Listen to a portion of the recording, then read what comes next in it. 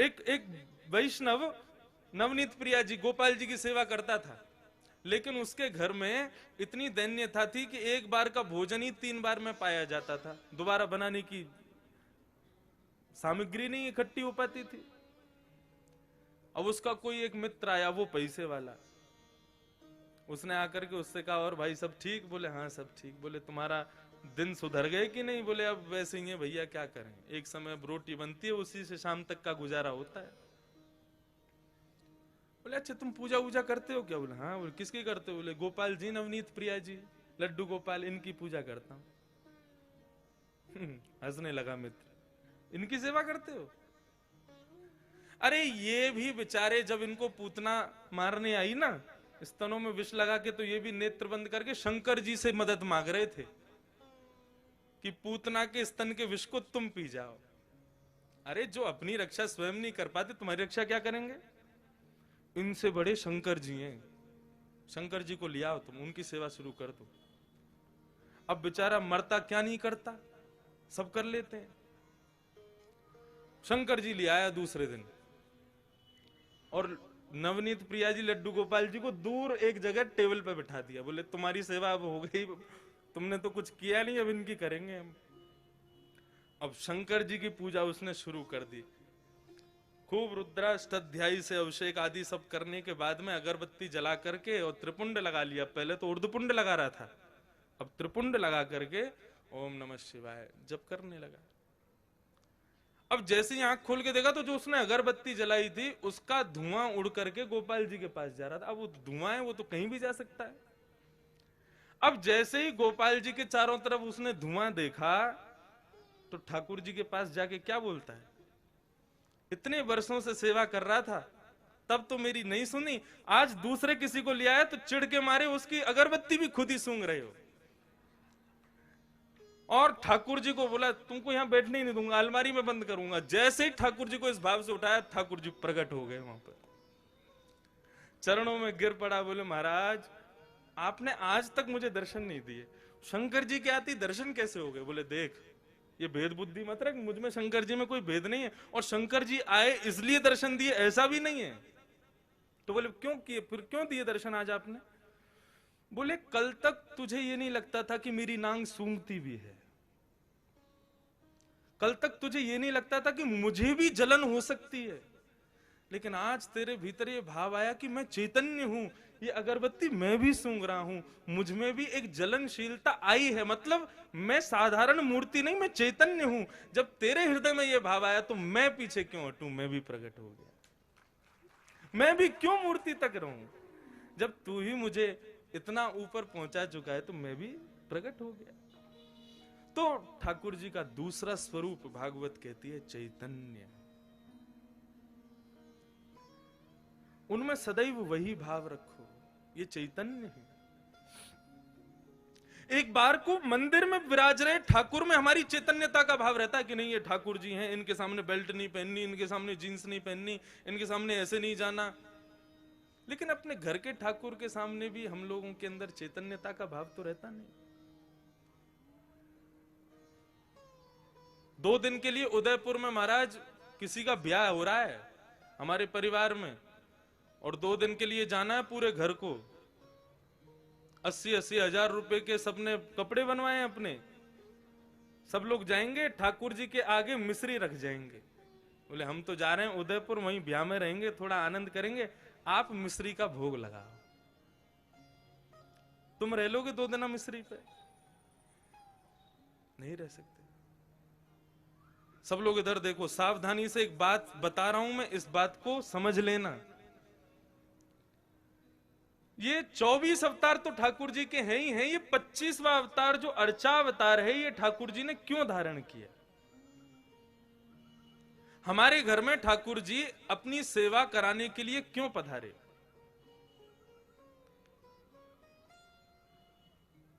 इसके पीछे एक बहुत सुंदर भाव है, सावधानी से सुनिएगा। पूज्य गुरुदेव भी बैठे, उनसे भी निवेदन, दास के मन में ठाकुर जी की सेवा करते हुए एक भाव आया, तो मेरी इच्छा हुई कि मैं उस भाव को कहूं कि ठाकुर जी सबके यहां सेवा कराने के लिए हर घर में क्यों विराज रहे हैं। आप पूरे नाथ द्वारा को देख लो, हर घर में ठाकुर जी का चित्रपट ही सही विराज रहा होगा। वृंदावन तो प्रसिद्ध है, घर घर तुलसी ठाकुर सेवा, दर्शन गोविंद जी को, अलीरी मोहि लागे वृंदावन नी को। क्यों विराज रहे हैं ठाकुर जी हम सबके घर में? देखो, हम लोग जब वैकुंठ जाएंगे तो ही कोई रोक तो रहा नहीं हमको, एक ना एक दिन सबको जाना है वहां पर। तो यदा कदा हमारे द्वारा किए गए कृत्य के कारण यदि हमें कभी वैकुंठ के अलावा भी लोगों का दर्शन करना पड़ गया, मानो जैसे नरक का दर्शन हो गया या स्वर्ग का दर्शन करना पड़ गया, और उस पश्चात वहां पर बताया गया तुमने ये अपराध किया था इसलिए तुमको ये करना पड़ा, तो हम ठाकुर जी से शिकायत करने लग जाएंगे, प्रभु आपकी इतनी अर्चना करते हैं, इतनी सेवा करते हैं, इतनी पूजा करते हैं, इतना आपका नाम गुणगान करते हैं, उसके बाद भी हमारे जीवन में दुख, उसके बाद भी हमारे जीवन में कष्ट, उसके बाद भी हमारे जीवन में कभी सुख की अनुभूति नहीं, और उसके बाद भी जब हम संसार छोड़ के आए तो नरक का दर्शन। शिकायतें दुनिया भर की हम ठाकुर जी से करने लग जाएंगे, आपने ये नहीं किया, ये नहीं किया, ये नहीं किया, हम ठाकुर जी से शिकायतें करेंगे। भगवान बोले ये मुझसे शिकायत करे उससे पहले इसके यहां अर्चावतार रूप धारण करके बैठ जाओ इसके घर में। क्यों? बोले कभी ना कभी ये भी तो अपराध करेगा, सर्दी में कभी मुझे ठंडे जल से नहला देगा, भयंकर सर्दी में कभी मुझे हो सकता है पतला वस्त्र पहना दे, मुझे ठंडी लगे उससे, भयंकर गर्मी में खुद तो एसी में बैठेगा, मुझको पंखा भी नहीं चलाएगा, बिजली का बिल बढ़ जाएगा, मंदिर का पंखा बंद ही रहने दो। ये सारे अपराध ये करेगा मेरे साथ में, लेकिन मैं कभी शिकायत नहीं करूंगा। क्यों? हिसाब बराबर करने के लिए आया हूं, तुझे शिकायत करने योग्य छोड़ूंगा नहीं मैं। तुम भगवान से कुछ कह नहीं सकते कि भाई आपने ऐसा क्यों नहीं किया, आपने ये दुख क्यों किया। भगवान बोले तेरी शिकायत पूरी हो गई, अब मैं करूं शिकायत? भोग बनाते समय सब्जी देख करके भोग लगने से पहले ही तेरा मन ललचा गया था। एक बार भयंकर सर्दी में एक बार मुझे कहीं लेके जा रहे थे, बद्रीनाथ गए थे, मुझे इतना पतला वस्त्र पहनाया, मुझे सर्दी लगी, मैंने कभी शिकायत की तुमसे? तो मनुष्य की जितनी भी शिकायतें हैं उनका हिसाब बराबर हो जाए, उसके लिए ठाकुर जी अर्चावतार लेके आए कि आप ठाकुर जी से कुछ कह ना सको। यदि आपने कहा तो फिर ठाकुर जी कहेंगे। कितना भी प्रयास कर लेना, कितनी भी कोशिश कर लेना, अर्चावतार में एक ना एक अपराध तो हम करते ही हैं, लेकिन ठाकुर जी कभी कुछ नहीं कहते। तो वही चैतन्य है। और ठाकुर जी का तीसरा स्वरूप है आनंदम परमानंदम। ठाकुर जी आनंद स्वरूप है। श्रीनाथ जी का स्वरूप परमानंद प्रदान करता है। हमारे बाल कृष्ण प्रभु ने दुनिया भर के रूप धारण किए, कहीं पर बांसुरी बजा रहे हैं, श्री राधा वल्लभ जी में रोज ब्याह कर रहे हैं, बिहारी जी में नित्य मनोरथ कर रहे हैं, श्री गोपीनाथ गोविंद देव जयपुर में विराज रहे हैं, उनके भी अलग अलग रूप। लेकिन श्रीनाथ जी का जो रूप है, स्वरूप है, इसमें सब विराजमान है, सब विद्यमान है, क्योंकि ये वास्तविक आनंद स्वरूप है। एक भुजा ऊपर है और दूसरी भुजा कमर पर है। किस भाव से? सावधानी से सुनिए कथा बिल्कुल। श्रीनाथ, श्री यानी राधा, श्री यानी श्री किशोरी जी, श्री यानी श्री लाडली जी, और श्री लाडली के संग युक्त होकर के जो नाथ विराजमान है वो है श्रीनाथ। सुन वे तो पहली ताली बजा रहे हो, बात तो पूरी करने दो हमको, जल्दीबाजी मत करो। अब तो पंडाल भी अपना, समय भी अपना, कथा भी अपनी, उत्सव भी अपने, पूरे दिन पूरा दिन है अपने पास, खूब भाव से सुनो कथा। वृंदावन में जो दर्शन नहीं है वो दर्शन श्रीनाथ जी में है। कैसे? आप लोग सब बाहर से पधारे हैं, इसलिए मैं जो अपने गुरुजनों से, जो अपने बुद्धिजीवियों से जो मैंने सुना, तो मैं कह दूं यहां पर। वृंदावन में किशोरी जी ठाकुर जी के बगल में विराज रही हैं, और स्वरूप में नहीं है, केवल नाम के रूप में श्री राधा रानी विराजती हैं वृंदावन में।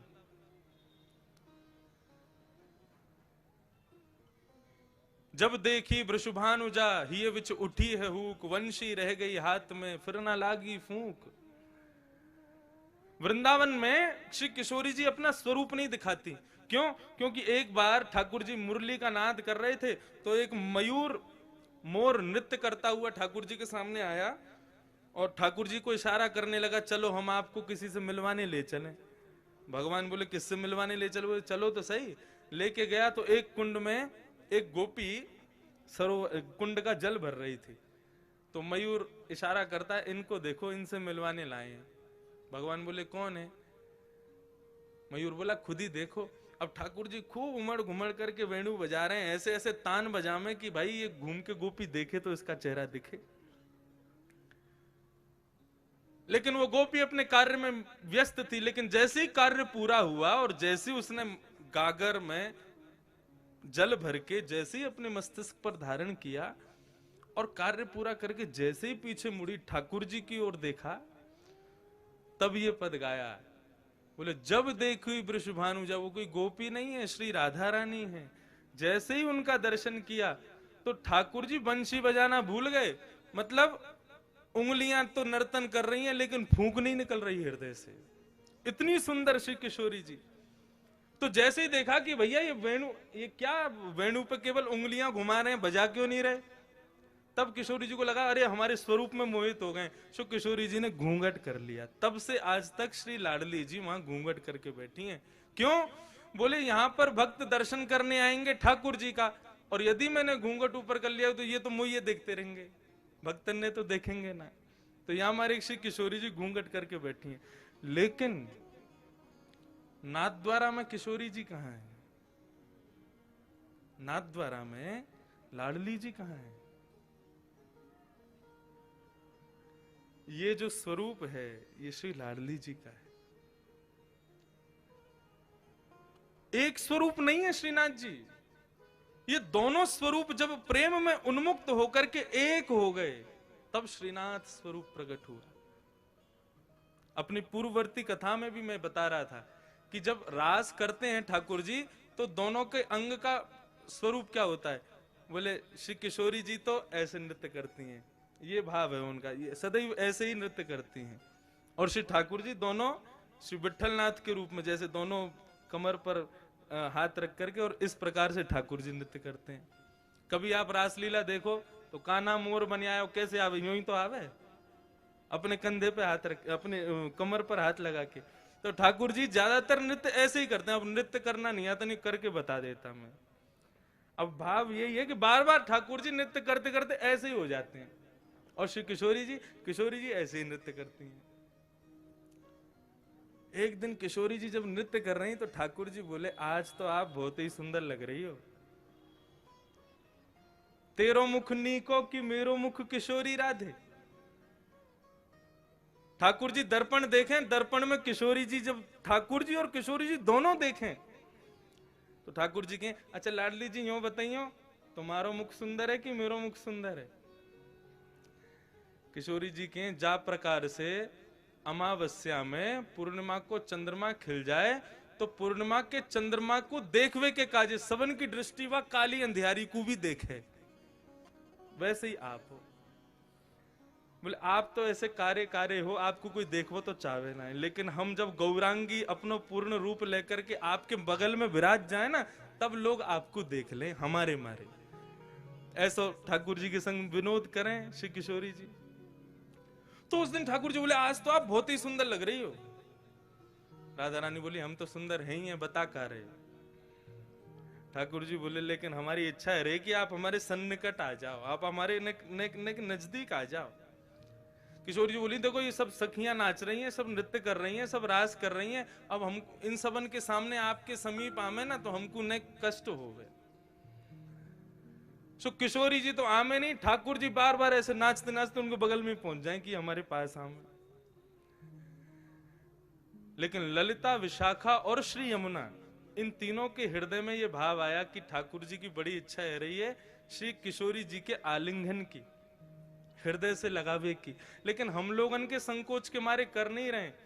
सो तीनों नृत्य करते करते वहां से अंतर ध्यान हो गए ताकि हमारा संकोच दूर हो जाए, हमसे जो संकोच है वो दूर हो जाए। जैसे ही तीनों वहां से प्रस्थान किए, ठाकुर जी ने और श्री लाडली जी ने देखी अब कोई ना है, अब तो समीप आ जाओ हमारे, आपको स्वरूप इतना बढ़िया मनमोहक लग रहा है।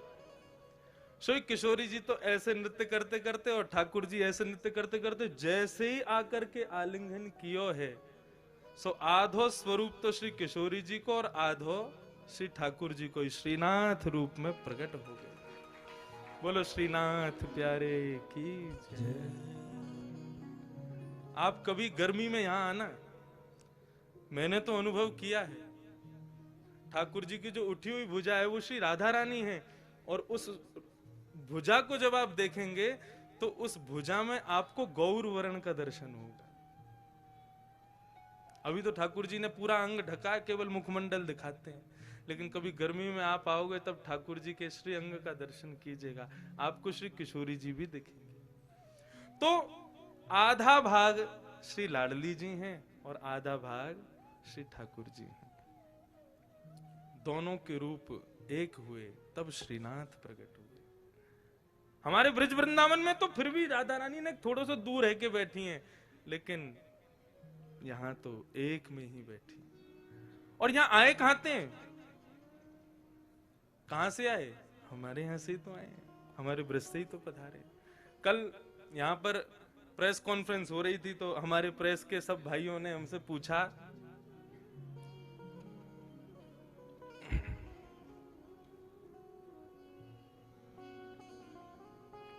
कि महाराज जी आप यहाँ कथा क्यों कर रहे हैं, तो उसके बहुत भाव बताए। एक भाव और आ गया मेरे मन में, अब नाथ द्वारा के जो लोग बैठे हैं वो इस भाव को सुन के कहीं हम पे गुस्सा मत करना, लेकिन हम ब्रजवासी हमारा भाव है, हमारे भाव आया। मैंने कि हम तो देखो ये हमारे आए हैं कि ब्रजवासी हैं, और जब भी ठाकुर जी को देखें तो पता ना क्यों स्वतः ही मन में भाव आ जाए, ठाकुर जी 11 घंटा चल के आना पड़े आपके दर्शन के काजे, तब आकर के यहाँ पे गाड़ी पहुंचे आपके दर्शन हो में। फ्लाइट पे भी आओ तो 6-7 घंटा तो लग ही जाए, ट्रेन पे तो पूरी रात लग जाए।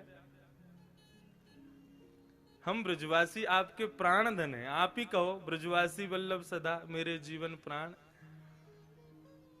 श्री गोवर्धन कभी कभी आपके बगैर सूनो लगे, तो हम ब्रजवासी पे कृपा करो, बहुत दिना विराज ली राजस्थान में, अब जल्दी ब्रजधाम वापस चलो। हमारे हृदय में तो ये भाव आ जाए। तो प्रेस वाले क्या बोले, आप हमारे ठाकुर जी को चुरावे आए हो यहाँ पे? मैंने भैया चुरावे तो ना आए। बोले हमारे ठाकुर जी कहीं ना जाएंगे, अब संभव ही ना है, वो तो यहीं रहेंगे, यहाँ से कहीं नहीं जाएंगे। मैंने कि आप काहे को गुस्सा रहे हो, मतलब ठाकुर जी गए तो आप कौन से यहाँ रहोगे, आप भी आओगे। और मैंने हम सब ब्रजवासी सब आपको स्वागत करेंगे, पधारो भैया हमारे ब्रज में पधारो।